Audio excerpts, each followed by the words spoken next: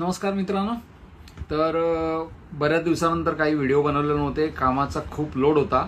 आम्ही आता MIDC तळोजामध्ये आमचं मॅन्युफॅक्चरिंग युनिट शिफ्ट केलेलं आहे.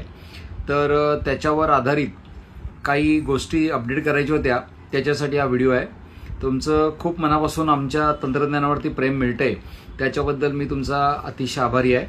तर 2-3 गोष्टी नवीन आता हे झाल्यात. एक म्हणजे आपली मॅन्युफॅक्चरिंग कॅपॅसिटी चांगली वाढली आणि दुसरी गोष्ट म्हणजे MIDC तळोजामध्ये आपण सेकंड मॅन्युफॅक्चरिंग युनिट चालू केलं आहे. एक आपलं खारघरला ऑफिस आणि मॅन्युफॅक्चरिंग युनिट आहे आणि MIDC तळोजामध्ये एक आपण ॲडिशनल युनिट घेतलेलं आहे. त्याच्यावरती आपलं मॅन्युफॅक्चरिंग चालू झालेलं आहे. टोटल आपल्याकडे आता कामाला 16 माणसं आहेत. आपला वॉटर कंडिशनरचं इनोव्हेशन आहे. जी काय आपण वॉटर कंडिशनरची स्वप्न बघितली ती सगळी स्वप्न साकार झाली, पूर्ण झाली असं आपल्याला म्हणता येईल. नवीन एक फार मोठी डेव्हलपमेंट आहे, ते सांगण्यासाठी मी तुम्हाला फोन केला. आता व्हिडिओ लोड कमी असल्यामुळे बनवत राहीन.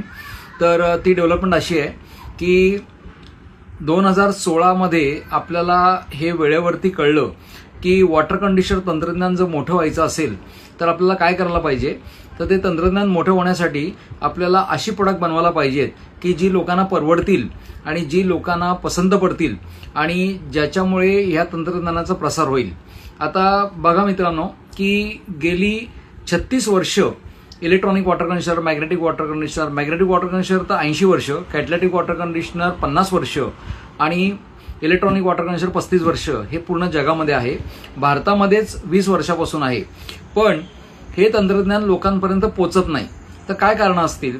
तर पहिलं कारण म्हणजे प्रत्येकाला आपलं दुकान चालवायचं आहे, त्याला कोणालाही तंत्रज्ञान मोठं करायचं नाहीये. आणि त्याचा प्रयत्न म्हणून आम्ही काय केलंय, तर आम्ही गेल्या 2016 ही गोष्ट वेळेवर लक्षात आली की तंत्रज्ञान जर मोठं व्हायचं असेल किंवा कोणत्याही माणसाला वॉटर कंडिशनर तंत्रज्ञानामध्ये काम करायचं असेल तर आपल्याला काय करायला पाहिजे, तर आपल्याला हे तंत्रज्ञान मोठं केलं पाहिजे.